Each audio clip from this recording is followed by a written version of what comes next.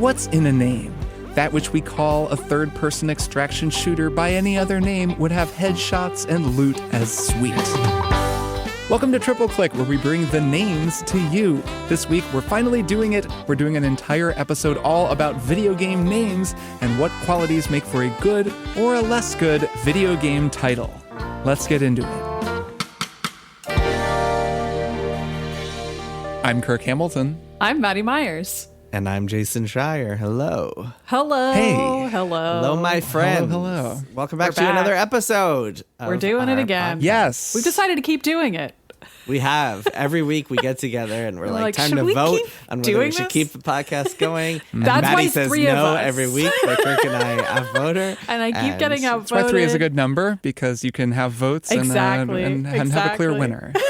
No, I would be voting yes. We're voting unanimously. One of the reasons that Jason and I keep voting yes is that we love making the show for you all, and we love that we make it entirely with your support. Triple Click is a listener-supported show. We are a member of the wonderful Maximum Fun podcast network, and we just make this show with salaries paid by all of you. You guys get salaries? Yeah, In a way, it's a salary, I guess. Some of you haven't been paying it. That's really what Kirk's getting at. That's true. Some of you have been getting our work for free. But those of you who haven't, we really appreciate you. MaximumFun.org/join. That's the website to go to join the network and become a member, start supporting Triple Click, and also get access to a ton of bonus episodes that we have recorded. We put out one every month and have been doing so since we started making this show in 2020, almost 5 years ago. Kind of crazy to think about. Wow. That's a lot of bonus episodes, and you'll get a recent one that we just put up on Metaphor Refantasio that just went up a couple of days ago, and it was a really fun conversation about a game that provokes really fun conversations. So yeah, MaximumFun.org/join, become a member, support Triple Click, and thank you so much to everyone who does support us. All right, so today it is time. Yes! After many teases, after us saying, we should really do an episode about that over and over and over again, we have finally decided to put our expertise where our mouths are. I guess we do that every week. And talk about video game names, video game titles. We are going to do a breakdown and a discussion of good and bad video game names, and hopefully get to the bottom of what makes a good video game name. And also maybe what makes a video game name not work so well. Are you both excited? I'm very excited. It's a little overhyped, if anything. I mean, are we up for it? Can we handle it? Can we handle the mission briefing? I don't know. I feel like we shouldn't be giving away our secrets for free. I feel like we should be starting a consultancy group and charging a lot of money for this. Well, this is kind of like a what do you call it? A backdoor pilot, if you will. Like Sure. This is going to be maybe a separate project on top of Triple Click that we're launching. I think we will know by the end of this whether that business endeavor would succeed or fail, because Right, it could whether well it's be viable. that our advice Could is be. terrible. We don't know. People will tell us right. what they I think. guess we'll find out. I guess we'll find out. So we're going to be talking about, just a bunch of video game names, mostly recent ones from the last year, and also some upcoming games, which are fun to talk about since the games aren't out yet, and we just kind of have a name to go on with some of them. So there's a lot to get into there. I've kind of got some rules and some qualities that I think are interesting. The one most important rule to establish up top is that for everything that we're going to say about what makes a game name good or a game name bad, the most important rule is that if the game is really good or catches on for whatever reason, usually because it's really good, it can break every single rule that we're about to lay out. It can have the worst, weirdest name ever and still be successful. as some of these examples prove. That's just how it works, yeah. Sometimes you call a game Fortnite, and it becomes the most Misspelled. popular game in the world. I'd say, I guess like another couple things to keep in mind are that sequels kind of don't follow the same rules as original, like first games in a series. So those, you can't really like say, oh, well, this name doesn't make sense, because if it's a sequel to a successful game, people already know that it's a successful game. And similarly, a lot of localized games, like games, especially from East Asia, tend to have names that are pretty weird and like don't follow they don't do what I would call like good naming hygiene. But at the same time, you'll have a game called Triangle Strategy that That is is like pretty beloved, or Various Day Life, and a lot of people will play it. So I think, this is a sketch.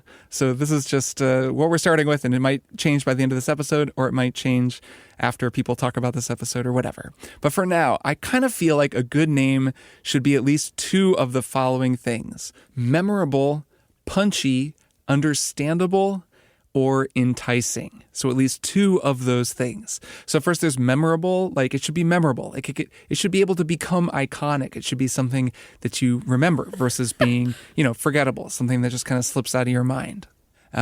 Punchy versus floppy was the word I went with. Like it should have like a good rhythm to it. It should be fun to say. It should be punchy and not kind of like long or overly, complex, or kind of trip up your tongue, or sort of too many of the wrong syllables next to one another. And that's floppy. It should be understandable or representative. Like you should see it and you should know what kind of game this is going to be. Or maybe it's even representative of the game itself, of like what you do in the game. Like it's easy to understand when you see it, versus it's this abstract term. It's confusing. You don't actually know what that means. And then the last one is enticing versus off-putting, which is the most the most big subjective picture of these. possible way to put it. Like it can should be mysterious good rather than bad. Well, no, I think it can be mysterious, and it should kind of entice you to learn more. Like you should hear it and be like, oh, what's that about? Rather than hearing it and thinking like, oh, that's like this weird complex nonsense, or like that's some made up crap that I don't care about, or that's like kind of like ugly words, or words that aren't fun to say, or just make me think that it's not for me and it's kind of off-putting. Obviously the most subjective of the four, though this whole thing is subjective. All right, so let's just talk through some games. Let's start with a really interesting name, Balatro/Balatro. What do y'all think? I had some friends over the other day, and one of them, a normie friend, was playing Balatro on his phone, and I was like, wow, it has penetrated the normie sphere. Oh, yeah. I think Balatro is a fantastic name, and Same. I think that the fact that the creator Local Thunk resisted the urge to name it something like Crazy Poker, is Wacky really a Joker credit. time. I think that's great. Balatro, it's like totally confusing and abstract, so it violates one of your paradigms for this. So remember now, I want to say the rule is that you have to do two of these, right? Not that you can't violate any of them. And the other rule is we don't know anything and we might be wrong. It's extremely memorable. It's extremely punchy. And I think it's got those two things going for it in a way that makes it stand out. When you hear it, you don't forget it. If you look up the name, it's like it's got enough of a connection. Like Balatro means what? Jester in Italian, right? So it's got enough of a connection. Right. It's representative in a cool way, and it is enticing, where it's this mysterious word that does have a meaning, and then you wind up kind of seeing a headline on Polygon or whatever being like, here's what Balatro means, like where that word comes from, and you're like, ooh, it's all a little bit enticing as well. And so yeah, fun I to agree. say. Despite the fact that it's a little confusing when you first see it, it is definitely a really strong name. Yeah, it's great. I think a little bit of confusion at first isn't necessarily a bad thing, especially if it's punchy and fun to say, because then it'll get stuck in your head a little bit more than something that is like kind of more esoteric, but also not as fun to say. Then it kind of squirms out of your brain a little bit more. I think we'll see. I think we'll see if we come up with some examples. Well, let me give you just from last year, just to kind of jump ahead a little bit. 1000X Resist. That's one where it's like off-putting and also not very fun to say, and so not punchy at all. And therefore, when you kind of see that or hear that, it doesn't really kind of get stuck in your brain the way a Balatro might, and you're just kind of, you have to see it a few times before you start remembering it as a name. 1000X Resist, like it doesn't make any sense. Well, yeah, and also, is it 1,000 times resist? Is it 1,000 cross resist? We've even talked about that quandary on this very show, and Kirk usually pronounces it 1,000 times resist, which, based on what the themes of the game are, as I know them, actually sounds a lot closer to what it should be and is a cooler name to say, but I don't know a great way to indicate that to the person reading it, because that X can be the multiplication symbol, but it's not always. So you got to think of another way to do that, I think. Yeah, I think pronunciation is kind of an issue. It's interesting that Balatro doesn't have that issue. I In know. fact, like people It's fine arguing either over how to way. pronounce it is like a win-win for the, for local thunk, because it gets just something more that people talk about. But yeah, with 1,000 Times Resist, I agree that it is, it's pretty abstract. It's a little floppy because it's kind of hard to say.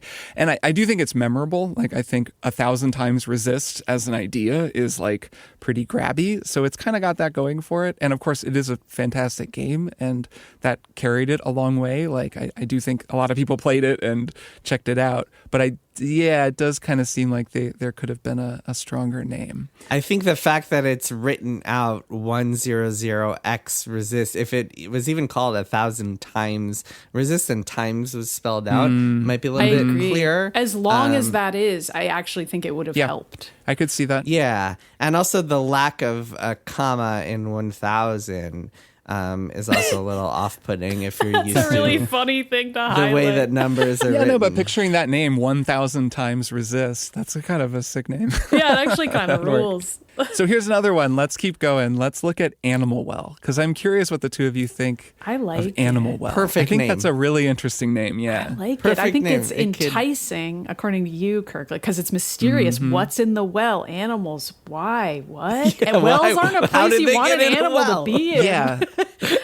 I think that's a really interesting thing about this name is that animal and well are actually both very common or prosaic words. Like it's not like, quest of the dark sphere. It doesn't have like that typical drama. It's like animal well.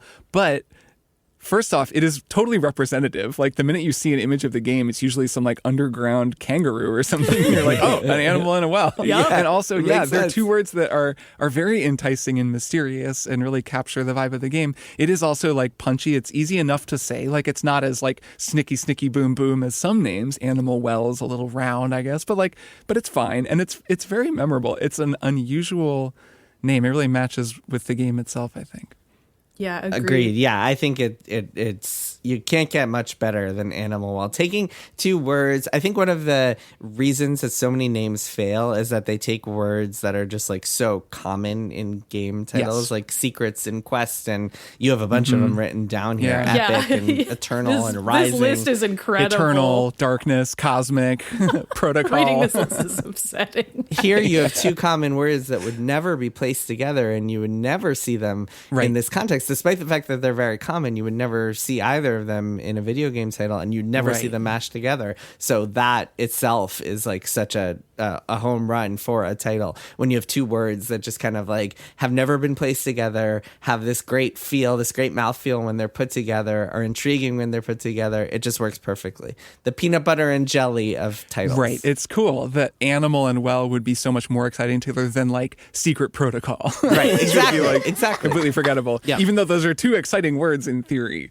That's kind of like the context of video games, I guess, that those words have been so overused. Yes. One other thing is that when you take a place and then add something a little unexpected, like when you take a place word and then something unexpected to it, like, I don't know, Chainsaw Mansion, like it automatically makes it like elevates things. Like if you were to take and like a well that's full of animals, and a mansion that's full of chainsaws, I don't know, a palace that is full of spiders, Spider Palace, like and anything that's like a place and something unexpected, I think is like a really winning combination for names. That's true. Surprising. That there might be a way to fit that into these different qualities of a game, like something surprising that surprising kind of surprises mashup. you. Yeah.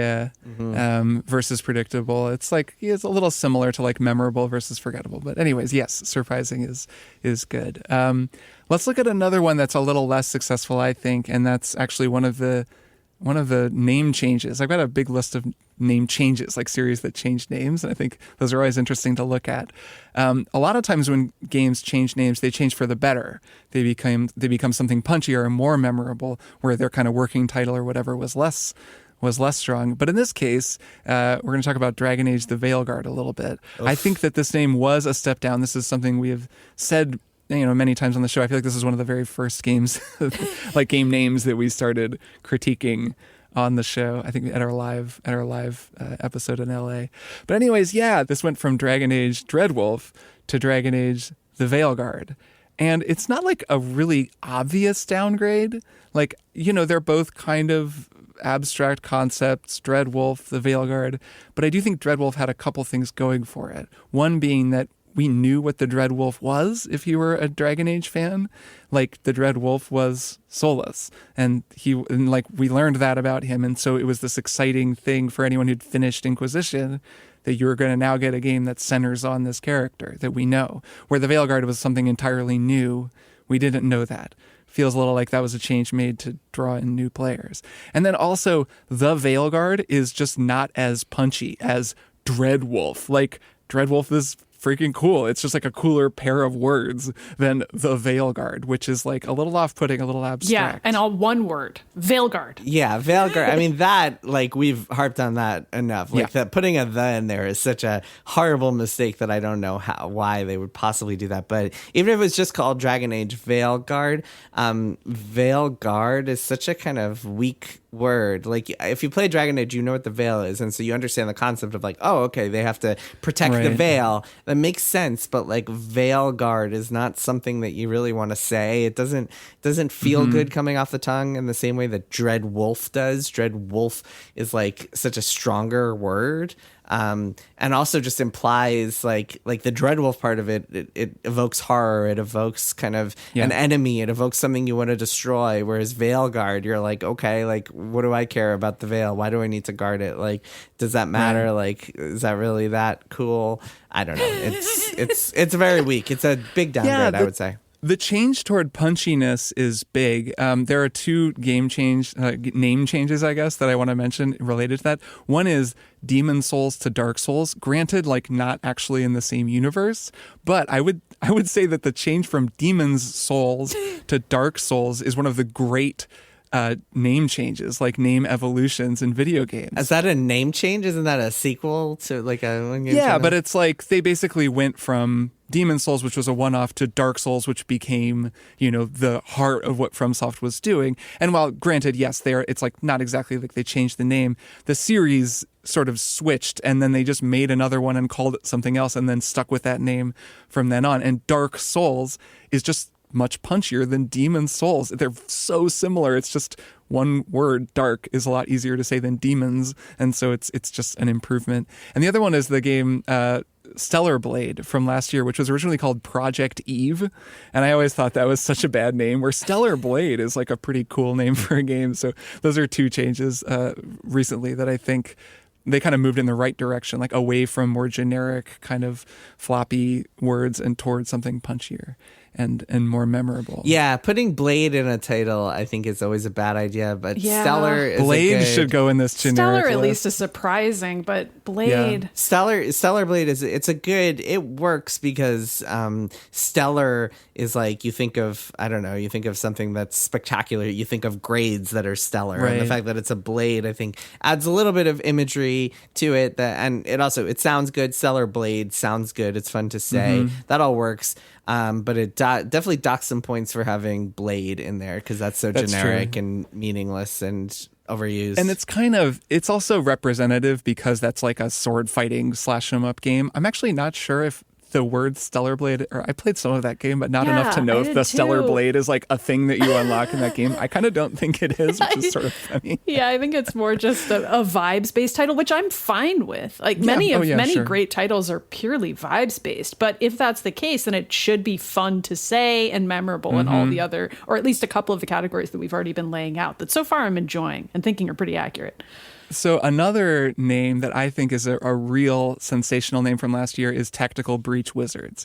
I think this one actually like runs the table. I think that it's memorable and iconic. Like, Tactical Breach Wizards is incredibly memorable. It's punchy. Tactical Breach Wizards is a kick-ass thing to say. It's understandable and representative. Like, that's what the game is about. It perfectly captures the game, and it is enticing because the minute you hear it, you start laughing. It's like surprising. You think, wait, what in the world is that going to be? So I think that's a slam dunk name. Yeah, I like this one too. I feel like of all the indie games that I remember people telling me to play, this was the one that with the name that I've remembered, and that may or may not have contributed to me playing it instead of, say, 1,000 Times Resist, which I still haven't actually started. Like, this name stuck in my head in just an anecdotal way. I remembered the title and was like, oh yeah, that one. I should check that out. I think the contrast of tactical, breach, and wizards. Yes. It's interesting because like tactical and breach are both kind of common words in titles that conjure military and Tom Clancy and of course. Perfect, camo yes. and stuff. And alone, you look at the first two words and you're like, ugh, I don't want to play that. But then you see wizards. Yeah, Tactical Breach Squadron would Yep. be like any other game on would Steam. be the worst name ever. But then you see wizards and you're like, oh, whoa, this is surprising. This is unexpected. It's a good kind of contrast, which obviously is the whole theme of the game too. So it works. The only critique I would have is that it's a little bit long, and ideally you want your game to be a little bit quicker to say, but I think it's fine. That's not a huge deal. Yeah, because like, right, and comedy is kind of pacing. Like it needs to be long enough that when the wizards arrives, you've had time to like get ready to be surprised. Sure, but in the sense that if you want a game to like go viral, if you want your game to really sell millions of copies, generally shorter is better. Not the end of the world if it's a little bit long, but I think generally if you want to be able to, I always imagine when I think of like, is this game good? Is this game title good or not? I always imagine kids trying to explain it to one another on the playground, or like saying, hey, have you played Balatro? Hey, have you played Fortnite? It's hard to imagine quite as much kids being like, oh, you got to check out Tactical Breach Wizards, just because it's such a mouthful. Again, not the biggest deal in the world, but I would say that's the one thing that is a little going bit against long. it. So for a shorter name that I'm actually curious what the two of you think, how about Nine Souls? What do you think of that name? Jason, this was on your list, your top 10 list, so maybe you go first. Yeah, well, important to note here that it's SOLS, not SOULS,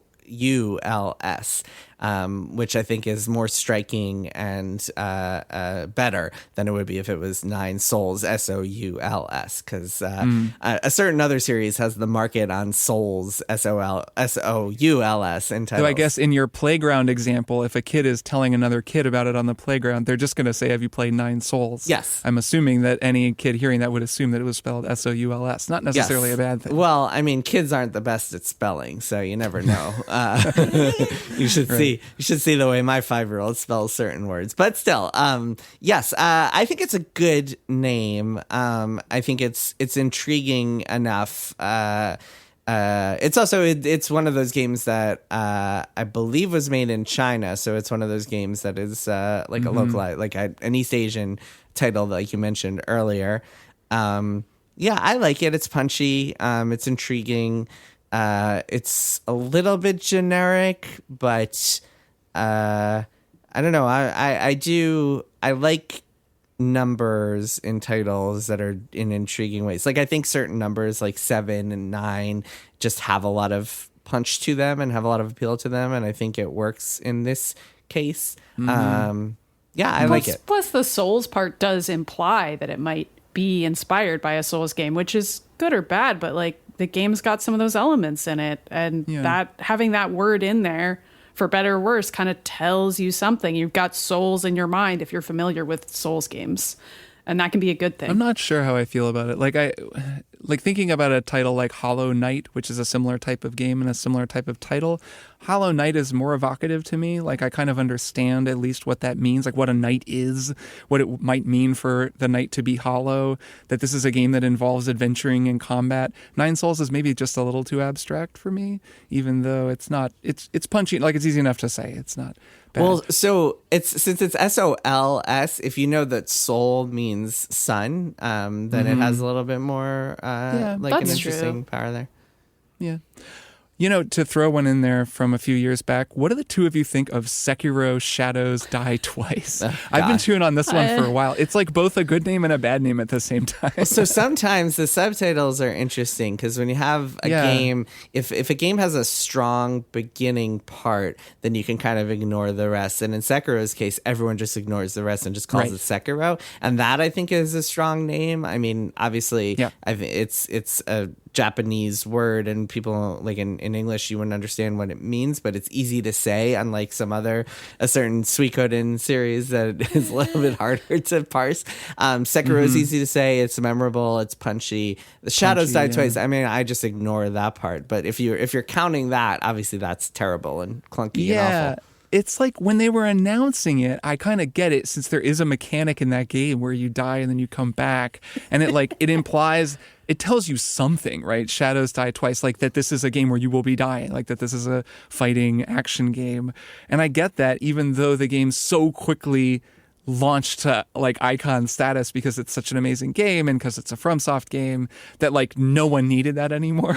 Like it strikes me as kind of like a publisher marketing decision that I understand in principle, even if the game basically just dropped the subtitle completely. Yeah, it's a cool subtitle, though. I remember thinking that even at the time and being intrigued by it. So I guess I'm the audience who was it's a little marketed enticing. to. In that first moment, I was like, Shadows Die Twice is cool. It sounds like a metal band. It's got the right vibe. Right. It just has a cool factor. It's enticing. It's a little mysterious. It's not like Shadows Rising or something. Yeah, exactly. Like, it's not just Eternal some vague shadows, nonsense. dark shadows. Shadows Die Twice is a little cooler. It feels more like a movie slogan. Like you can imagine a poster that is like Sekiro, Shadows Die Twice. Like See, that would be that's better. sort of like the Prepare to Die slogan, for example. Right. It's it should have been maybe more of that type of sloganeering situation. A tagline rather than a subtitle. But again, I mean, I think that like you can get away with having a crummy subtitle if your first part is strong enough that like everyone can talk. We just talked. My one more thing last week was this really cool game called The Puzzle Maker: Seba's Odyssey, which is an atrocious name mostly because of that first part, like The Puzzle Maker: Seba's Odyssey. If it was just called Seba's Odyssey, still not the greatest name, but that's a lot stronger. And so you can almost ignore the first part and just call it Seba's Odyssey, which helps a little bit. And I think in general, when you have these kind of weird, clunky subtitles, if the first part is strong enough that you can just use that, then you can kind of ignore what's after the colon. Right. Looking at some other 2024 names on this list. For example, a game that really earns its subtitle is Duck Detective: The Secret Salami. Yeah, that's a perfect title, actually. Pretty great name. Fantastic name, first of all. Second of all, I think that subtitles, if you have like a trilogy planned, and so you want the subtitle to be like reflecting the next thing, like Middle Earth, Shadow of Mordor, Middle Earth, Shadow of War, like that sort of thing. Those are terrible names too. But even like if you're thinking in terms of like this is going to have a subtitle because we are planning multiple games in the series, and in the Duck Detective case, I think in addition to it being a really funny and great name, they also were planning like it's going to be Duck Detective : something else next after that, and that is when it's more excusable. They're establishing a franchise. Right. And it kind of is like a riff on like a Hardy Boys or Nancy Drew style, like old-timey mystery where it's like the and the thing, which takes me to also Indiana Jones and the Great Circle. Extremely long title, but it works because it's an Indiana Jones framework. You understand exactly what you're getting into. It's essentially like another Indiana Jones story. It's great. It works. And I think I think that an established brand like Indiana Jones or Star Wars, like you basically automatically get at least 1 point of these four things because you have like it is memorable. It is already iconic. Like Indiana Jones and Star Wars are iconic titles. Like those, we just know what those things are. So the minute you have that in there, you've already got one. You just need to not screw it up. Like you need to have just something punchy or something, understandable. Yeah, and Great Circle isn't mind-blowing. Not but the it's strongest. Fine. Agree. It's fine. They could have done better. It's Circle. definitely no Temple of Doom. True. Yeah. Which for all that movie's problems is a fantastic title. Great title though. Yeah. Last Crusade. Yeah. Yeah, Raiders of the Lost Ark. All stronger titles than Great Circle, unfortunately. Great Circle. Well, and Raiders is an interesting one. I know we're not talking about movies, but it is interesting that Raiders is just called Raiders of the Lost Ark. But in marketing, they changed it. Yes, and then I believe later was marketed as Indiana Jones and the Raiders of the Lost Ark, which is actually maybe a little floppier. Raiders of the Lost Ark, yeah, it's a good name for a movie. Yeah, it's got some punch to it. We're not doing movies. Let's keep going.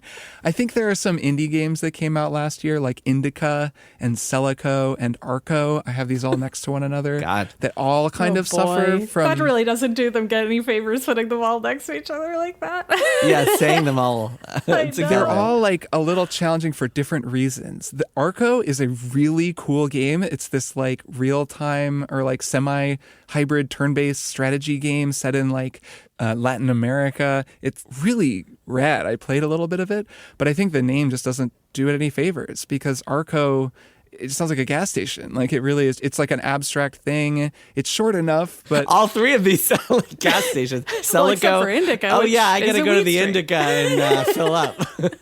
I think Indica is just sounds like Indica versus sativa. Like Indica just sounds like Yeah. something that you would hear from a weed dealer. But the other two end in co, which sounds like company, which is what's making you think of the gas station I would expect. And then the case of Celico, that at least makes sense in world, but for Arco, it Well, Arco doesn't. literally is a gas station. It is? Yeah. Oh, no. Like that is a company, the name of a line of gas stations. I thought we were just making jokes about like Citgo and Texaco here, but No. sure.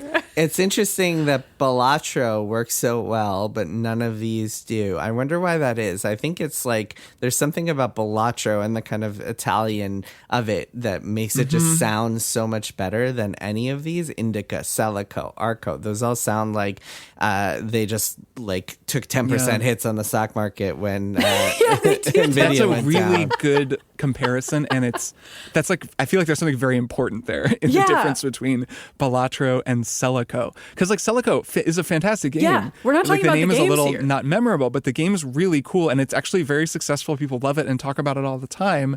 But like, why it is? I guess that it must be something to what you're saying. That like Bala is just a more interesting collection of words than Sella. Jesus, that feels like very thin. Well, I think there is something to it. No, though. I think it's just it's the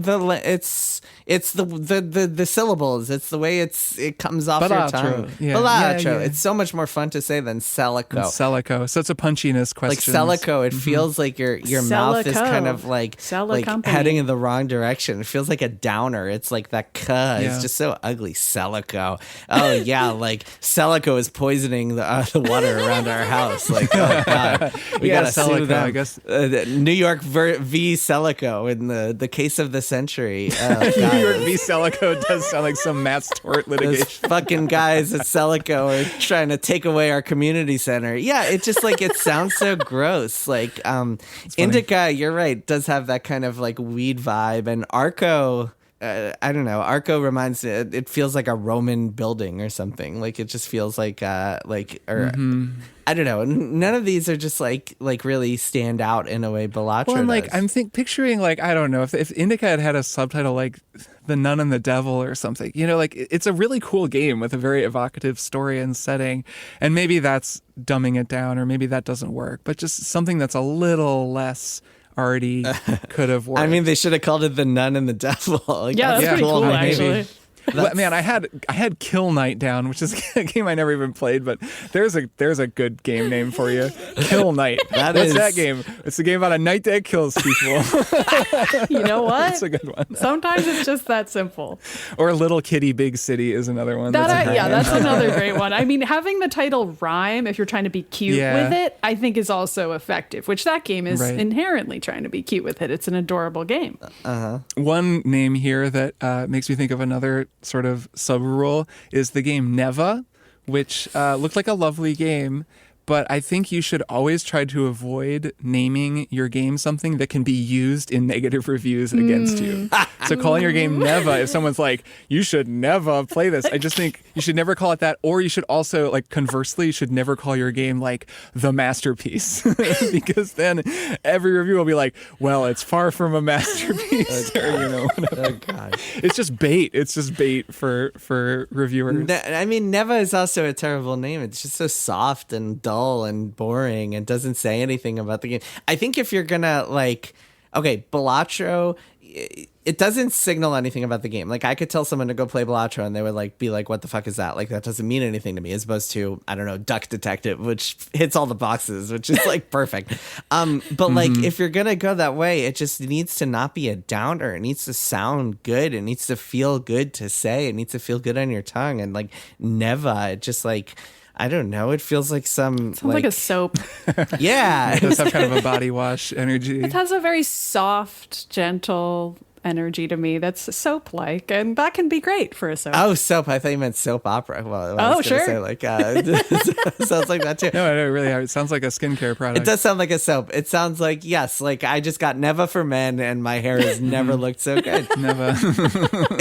It does. It just doesn't. Whenever a game title sounds like a product that you could just like be buying from Procter and Gamble, then it probably doesn't work. Last 2024 name that I want to shout out is Lorelei and the Laser Eyes. Speaking of long names that are pretty sweet, I think that's a pretty sweet name. Good, actually. Worth it. Worth it in That the end. is, yeah, that's strong. It's a Lorelei journey. and the Laser Eyes. It's a lot to say, but it's unique. It rhymes. It's another rhyme. I think it scores so many points in the like memorable, iconic I think area. if based on your categories, which are good categories, I think memorable might be the most important. And like Lorelei and the Laser Eyes gets stuck in your head pretty easily and you remember it. And memorable is the most important because you want someone to remember it as soon as they hear it and think, okay, I want to buy that. I want to play that. And Indica, Celico, Arco, Neva, none of those are memorable at all. Even something that is clunky as hell, like Unicorn Overlord, is still memorable.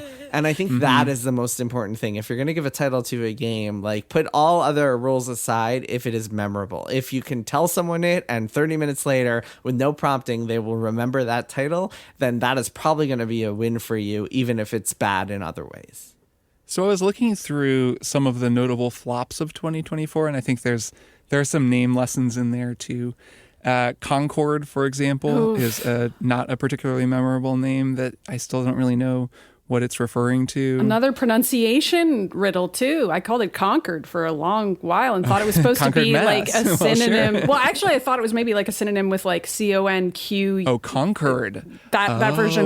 Sure, you know what I sure, mean? sure. Or a homonym, whatever that word is. Clearly, you guys did not grow up in New York going to the Catskills Jewish Hotel, the Concord, right. which was a Which fixture. is the obvious inspiration. A fixture of the for- Borscht Belt for many years. I spent many a holiday at the Concord in New York. It's funny, because Concord is a pretty good word. We have reached a Concorde, or even like the Concorde private jet. I feel like wasn't that like one of the first like that was the luxury fastest jets? jet in the world. Yeah, it Yeah. was but it's it was cool a disaster. word. It was like an infamous disaster. Was it?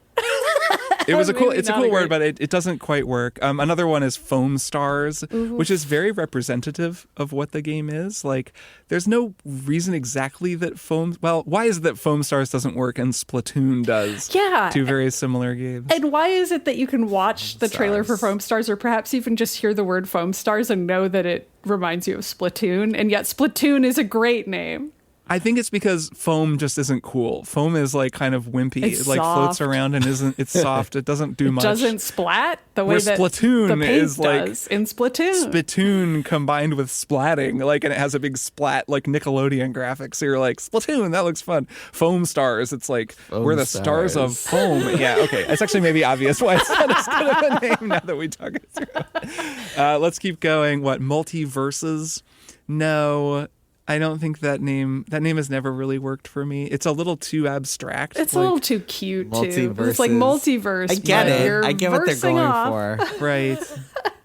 I don't know. That's not horribly offensive to me. Right. It just doesn't convey like Tony Soprano beating the shit out of Scrappy Doo with a hoagie. God, I wish Tony Soprano was I wouldn't in say it. it's as bad as X Defiant and Dustborn, No. which you also have on here, and which just give me both douche kind of chills. forgettable. Like, Especially I don't know. X Defiant. Yeah. X Defiant. X Defiant might be the worst. Yeah, anything where you're doing that kind of extreme games, like Yes, combination yes. with X and stuff, it just feels. It feels like it's a relic of another era. I would describe X Defiant as a fairly sweaty Yep. name. Like you can see the perspiration. You're not only I'm with you defiant, there. you're putting an X in front of it. And what does that tell you about how defiant you And also are? Senua's Saga Hellblade 2 is an interesting one because like they've established a franchise with Hellblade.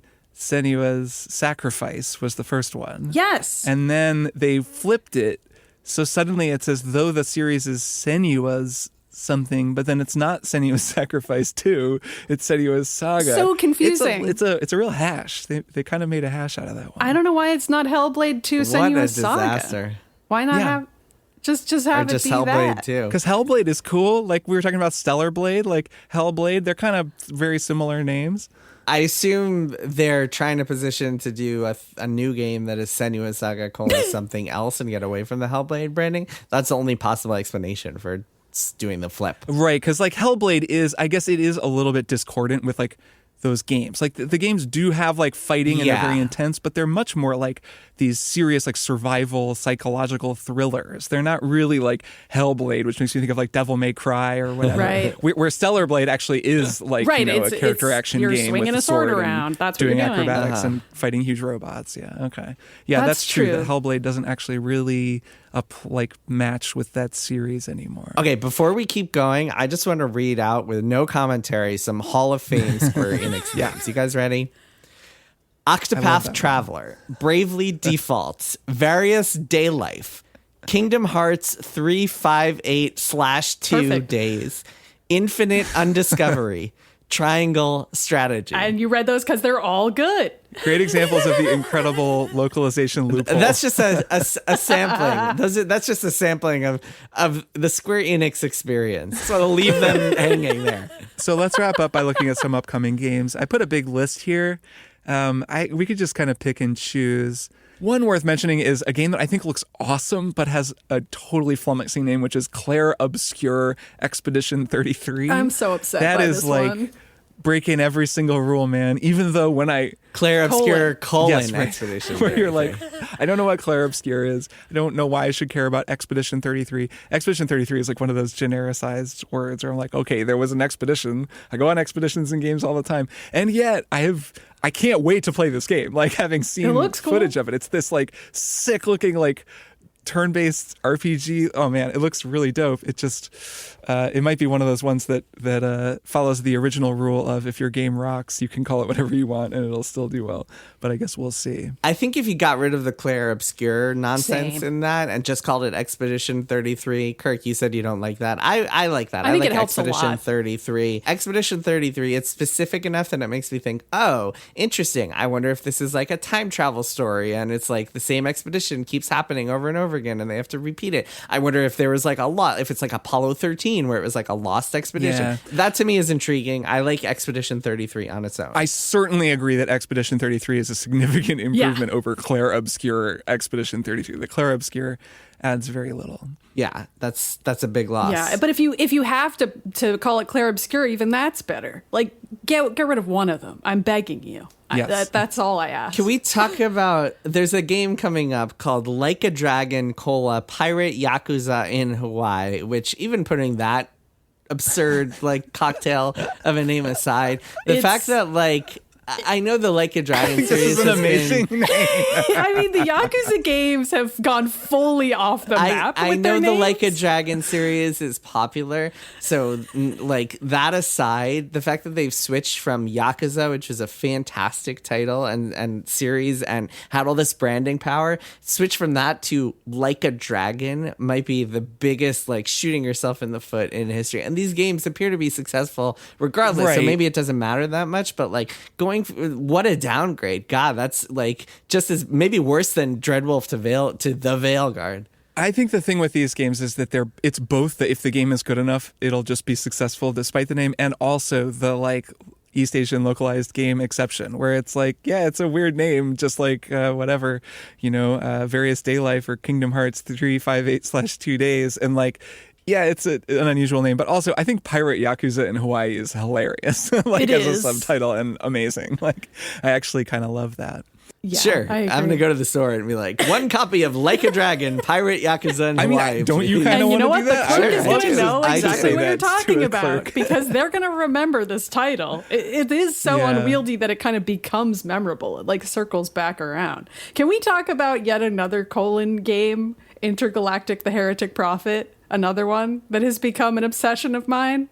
Just fun. It's fun to say for the wrong reasons. Yeah, I mean, I think this also feels to me like they want Intergalactic to be this big series franchise Right. thing. Right. And this is just like one entry. So Intergalactic: The Heretic Prophet. And this story. When you picture Uncharted, right? Intergalactic is a lot like Uncharted as a name, and that started with Uncharted: Drake's Fortune. Right. And so maybe they want you to call this particular game The Heretic Prophet, which isn't like the best name. Like it's tough to say. Hard to say. Bad mouthfeel. Doesn't stay in your brain. Not super memorable. But I mean, I understand where they're going, what they're trying to get at with the intergalactic at the top of it. Yeah, maybe if it was just called that. But it's bad. This is bad. Don't get me wrong. This is really or bad. Or if they just called it Heretic or just Prophet. It's like these are some Heretic cool is already a game words. series. Okay, fair enough. Fair enough.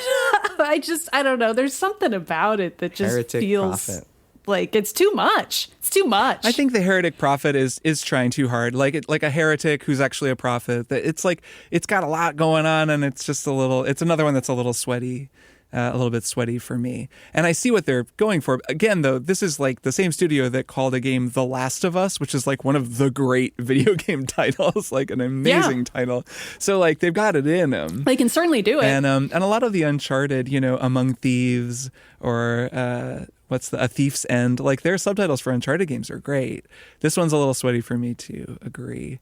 And one other that I want to shout out that comes to mind for me at least is Split Fiction, the new one from the makers of A Way Out and It Takes Two. I feel like they've been steadily improving their name game. I think A Way Out is a little bit generic. I really like that game, but title's a little bit generic, even if it is what the game is about. I think It Takes Two is clever. Like it's snappy and clever. It kind of captures the vibe of that game.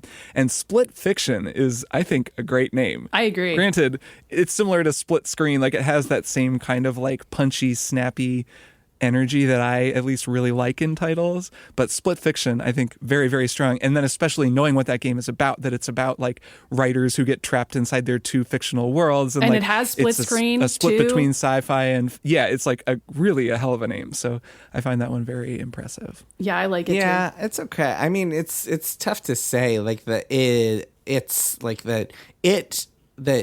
followed by the ict makes it tough on the mouth. I think it's great.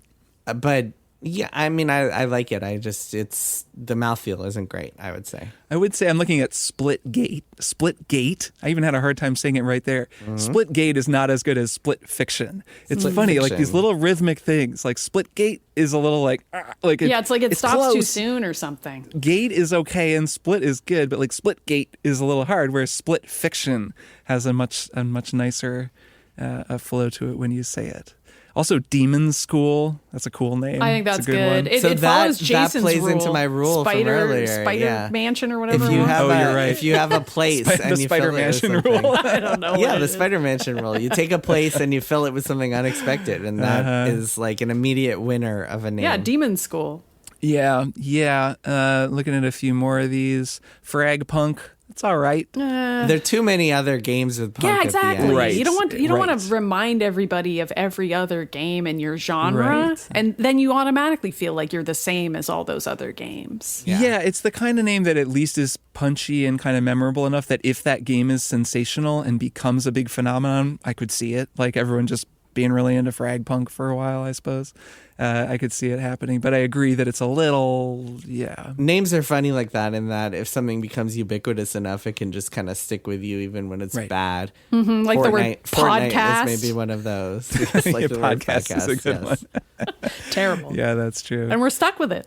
Jason, did you want to talk about the Sports FC game? I don't know what your thought was, but I didn't want you to not have your chance. I do. So a couple of years ago, EA kind of parted ways with FIFA, the soccer licensing group, and they said, hey, we don't want to pay you anymore. We're just going to do our games under like our own branding. And they switched it to possibly the worst title of them all, calling it EA Sports FC. And so now if you want a new soccer game from EA, you have to go and buy EA. You have to go up to GameStop and say, I would like a new copy of EA Sports FC, please. Which is like, my goodness, what a cell phone. And then so EA put out preliminary results last week on their earnings that were just like a debacle, and their stock has been down something like 20%, in part because the most recent EA Sports FC didn't do well compared to the previous game, and that happened because or one of the big reasons that happened was because when they did the name switch, they put in a huge marketing budget to kind of telling the world that they had switched the names. And so they had a very high marketing budget for the 23 game. And then that marketing budget went down for the 24 game because the 23 game was successful. They felt like, okay, and people get it. They know the new brand. It doesn't need to happen anymore. And so they reduced the marketing budget. And as a result, the comp was really bad and the game didn't sell as well and didn't bring in as much revenue. So, but I still think that like marketing budgets can't save an awful name, and EA Sports FC is still an awful name. Yeah, man. I mean, just knowing that there are people who only play FIFA and who call it FIFA, and that's video games to them is just FIFA. And that suddenly, what are they going to say? I can't really picture the guy who only plays FIFA being like, oh, I'm going to go play some EA Sports FC. Like, what are they? They probably are just like, I'm going to play FIFA. Like, or like, I'm going to go play that soccer game or play that football game. Yeah. Like, that's probably what they're saying. The new EA football game, the new EA soccer game. So, yeah, that's like a real bad cell phone. Because I feel like there are a lot of ways you can say, okay, we're moving away from FIFA. We're going to call it something else. There are a lot of ways that you could go that would be a lot more interesting and stronger than EA Sports FC. Yeah, it's like it's like two letters on either side. It's like a kind of incomprehensible sandwich. Yeah, that's part of what's bad about it. EA is on one side, FC is on the other side, and then in the middle you have sports, which tells you everything you need to know. It's like if you look at the title, it's like, I don't know what this is. Like, just straight up, I don't know what's happening. There's letters and there's the word sports. And then there's going to be a number at the end. Compare that to Madden, which is just iconic. Well, yeah. Who would have thought that one guy's name would just make for this like perfect name for a series? Well, and it goes to show that, like, you know, if whoever owns Madden, I suppose the Madden estate ever was like, you can't use it anymore. Like, if they were the same as FIFA, if they basically like broke their partnership with EA, they would be in a similar pickle where like they are relying on an outside brand to brand their very, very well-known franchise. So I suppose it's a vulnerability anytime you have to partner with another brand and then use their brand to power up your own product. Well, have we got any other ones you guys want to get to? I feel like we'll probably come back to this subject from time to time. Yeah, like this was maybe fun. Review the games of the year each year and how the names are going. But this was a lot of fun. But yeah, I don't know any of these other ones jumping out at you. Anything we haven't mentioned? Yeah, I mean, I think we should start a consultancy and charge people a lot of money to come give us their names, and we'll tell them if it's good, and we'll make it better for them. We will give you good names. Yeah, we're here to help. Because, like, okay, so there's a game coming out this week, and I know some of the people involved. They seem like good people. I met a few of them, and I haven't really played much of the game yet, and it is called Eternal Strands, and that name is just so bad. It is so generic offensive. Is what it is. It is so generic. It is like two words that are just like are awful together. But Eternal Strands, God, like strands in a name is just so bad in the first place. Eternal should just never be in anything ever. It's just so generic and like Eternal should be banned. Or infinite. Yeah, infinite, like, and any of those, it just makes me think of like the most generic like fantasy book cover, and it's just like Eternal Strands, and you open it up and they're 40 proper nouns, and it's just indecipherable. And God, there's so many ways that a name can go, and if you're gonna go with Eternal Strands, you're just kind of shooting yourself in the foot. So it's also funny because Kojima like invented the strand type game, and so if you put strands in the title, it's going to imply to people that it's a strand type game. And as far as I know, Eternal Strands is not a strand type game. That is true, and that's also confusing. Death Stranding is in its category of its own. That's true. It breaks every rule and yet makes it work. Well, it kind of does. It's such a weird set of words. It kind of does follow the weird set of words rule that we've decided upon. That we've invented here. We'll refine these rules, and I'm sure that we will apply them to game names in the future. And yeah, if we open that consultancy, I guess the first thing we'll have to do is name it. So that'll be that'll be high pressure. With a really terrible, floppy, confusing name for it, and then we can tell people that we won't do that for their game. I got it, guys. Name Mansion. All right, let's take a break, and we'll be back for one more thing. Hey everybody, I'm Jeremy. I'm Oscar. I'm Dimitri. And we are the Eurovangelists. We're a weekly podcast spreading the word of the Eurovision Song Contest, the most important music competition in the world. Maybe you already heard Glenn Weldon of NPR's Pop Culture Happy Hour talk up our coverage of this year's contest, but what do we talk about in the off-season? the rest of Eurovision. Duh. There are nearly 7 decades of pop music history to cover. We've got thousands of amazing songs, inspiring competitors, and so much drama to discuss. And let me tell you, the drama is juicy. Plus, all the gorillas and bread-baking grandmas that make Eurovision so special. Check out Eurovangelists, available everywhere you get podcasts, and you could be a Eurovangelist too. Ooh, I want to be one. You already are. It's that easy. Oh, okay, cool. The Greatest Generation has been going on for more than 8 years. And if you've been Greatest Gen curious but have never taken the leap, we recommend exploring your Greatest Gen curiosity in a safe, fun environment with partners you can trust. And right now is one of the best times ever to become a new listener. That's because we just started covering a new Star Trek series, Star Trek Enterprise, one of the horniest and weirdest editions of Star Trek ever released. This is your chance to ease in to the Greatest Generation lifestyle. The Greatest Generation, now covering Star Trek Enterprise, the one with Scott Bakula, every Monday on MaximumFun.org or in your podcast app. And we are back for one more thing. Maddy, why don't you go first? Sure. So this week I watched all of Silo Season 2, which is a television show on Apple TV Plus that I really enjoyed, and that we actually did a Beans cast together about Season 1. Talk about bad names. There's Apple TV and Apple TV Plus. I actually think Silo's pretty good for what it's worth. Yeah. Silo's good. Oh, yeah. No, it's Apple TV and Apple TV Plus being two different products that have nothing to do with one another. Anyway, sorry to interrupt you there. Go We're on. all name-pilled forever now. We are name-pilled. It's fine. But Silo Season 2, really enjoyed it. Kirk and I were talking about it before the show, and you pointed out that the middle is really slow. But I kind of didn't notice that because I just saved up all the episodes and watched them all in a whack.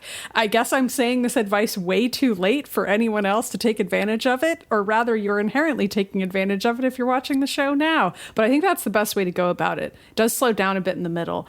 Really, really love this show. It has Common playing a weird evil guy. It has Tim Robbins playing a different evil guy. They're both amazing at it.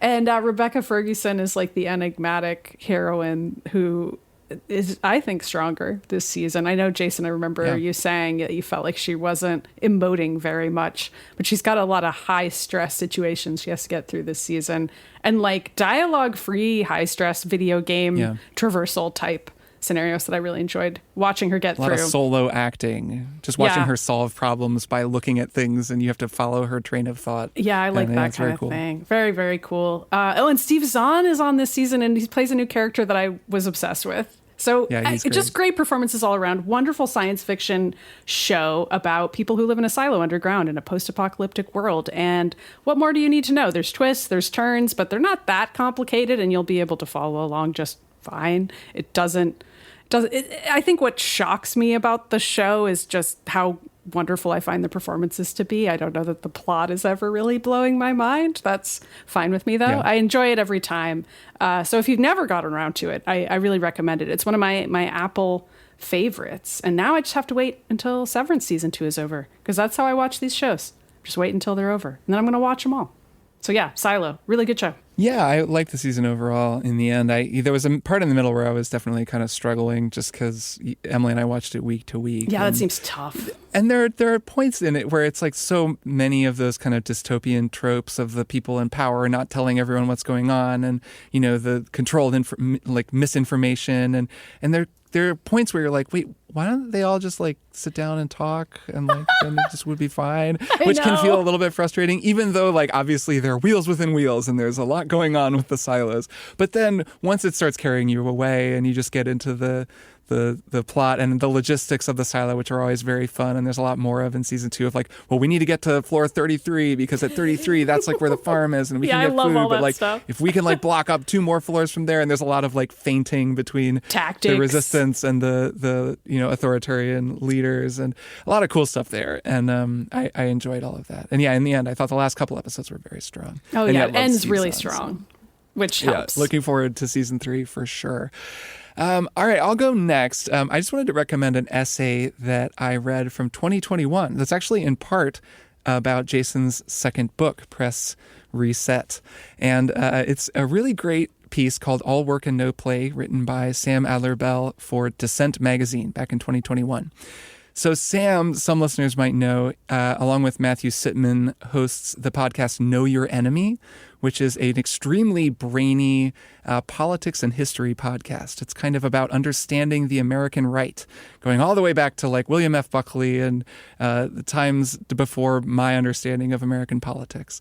And Sam and Matt are fantastic co-hosts, and I've loved their show for a while. And I wound up emailing with Sam, and he mentioned that he listens to Triple Click, which is another reason for us to feel very intimidated about some of the people that listen to our show, because there are some very, very smart people out there apparently who listen to Triple Click. But Sam likes video games and pointed me to this piece that he wrote that was a kind of a response and further thoughts to Jason's second book. It is a fantastic piece of writing, and I really just want to recommend it to anyone out there who wants to read just some very intelligent writing about video games and labor and the way that video games interface with and reflect the nature of work in America, which is kind of the theme of the piece. It's a pretty long piece. It starts focusing on Jason's book and talking about this is Press Reset, which is largely about the fallout and labor conditions in the video game industry. And then it kind of pulls this pivot after about a third and starts to talk about video games themselves. The pivot is very fascinating. It's basically hinging on an idea that I've had myself and have talked about many times in reviews, that most video games, like all art, really reflect something about the way that they were made. You know, the society, the culture, and the people that made them are reflected in the finished work itself. So then he gets into how video games are designed and the ways that video games really simulate work. And he's citing all kinds of great writers and people who will be familiar to, I think, a lot of readers, from, you know, Tom Bissell to Frank Lance and Sarah Jaffe, and Cecilia D'Anastasio turns up at one point, some of her reporting, and actually David Graeber and Bullshit Jobs makes an appearance too. So it's kind of like it crosses a whole lot of various interests that listeners of this show, I think, will kind of clock as they read it. And really, I just think it's like a wonderfully written, a very provocative, at times almost revolutionary piece that I really recommend reading. Like, I just loved it. I've read it twice. I thought it was so good. And it's really cool to see someone like Sam writing about video games so thoughtfully. So that's my recommendation, a piece called All Work and No Play that we'll link in the show notes by Sam Adler-Bell, written for Dissent. And Jason, you're last. What's your one more thing? My one more thing is a book by Stephen King called You Like It Darker. This is his most recent book, and it's a compilation of short stories, although that might be a misnomer because it's actually a group of short stories and then one novella in the middle of it that is like 120 pages long.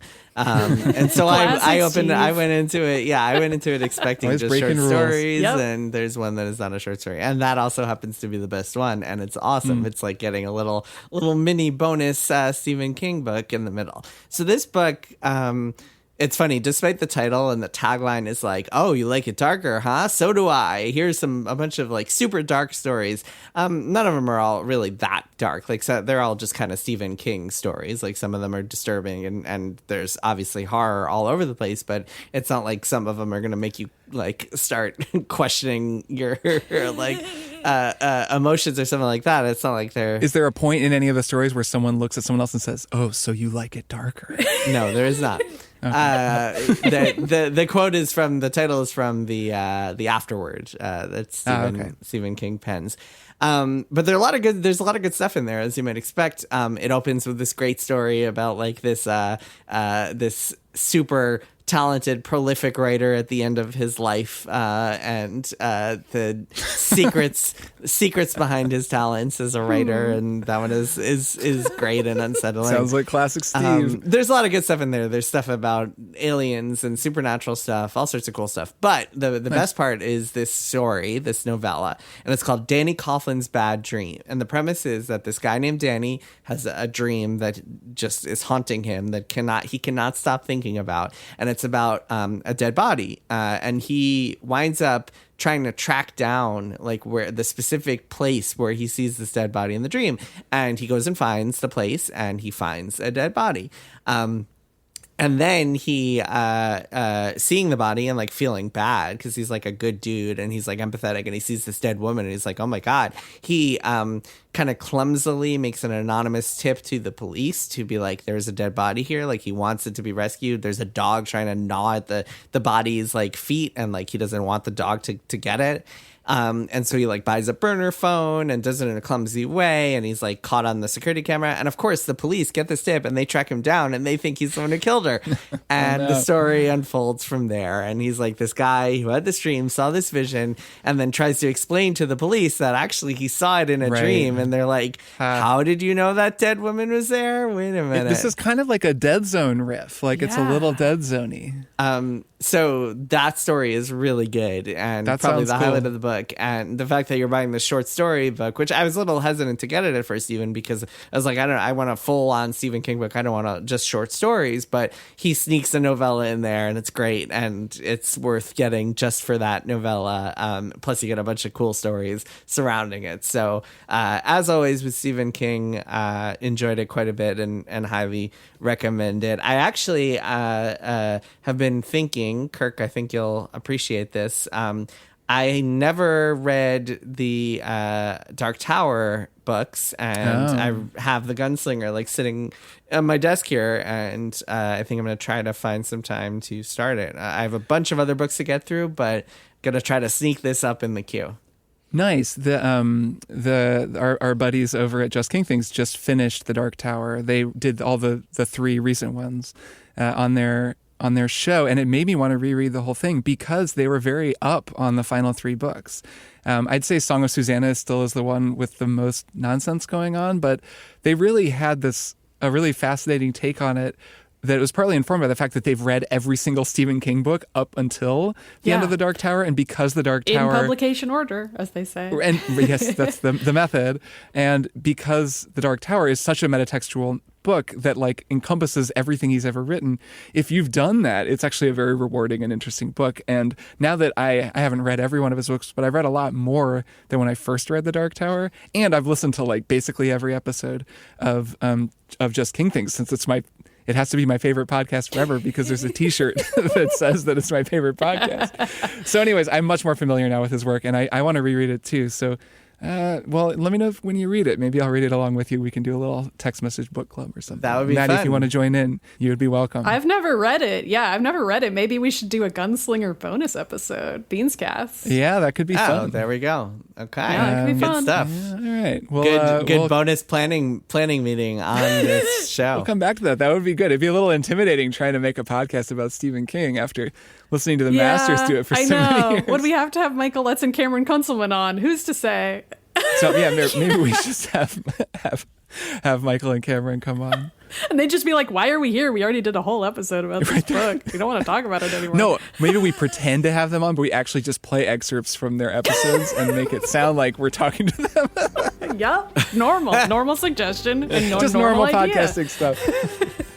All right. Great. Well, this has been a very enjoyable episode. Just King Things. Great name. Yes, it is. It is a great Yeah, name. it is a great name. You know what else is a great name? Triple Click.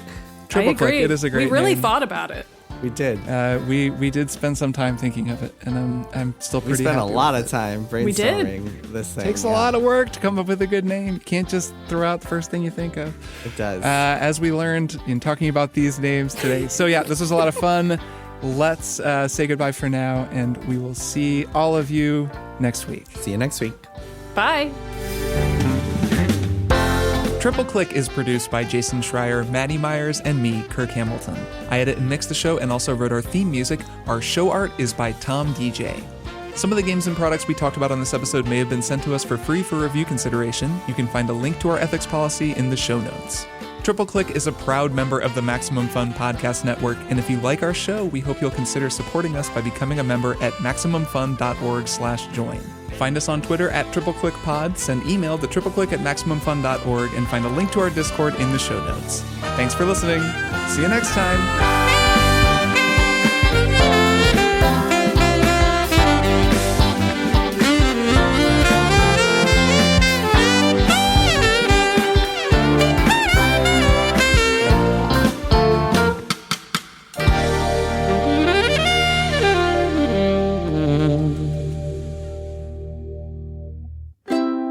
Maximum Fun, a worker-owned network of artist-owned shows. Supported directly IU.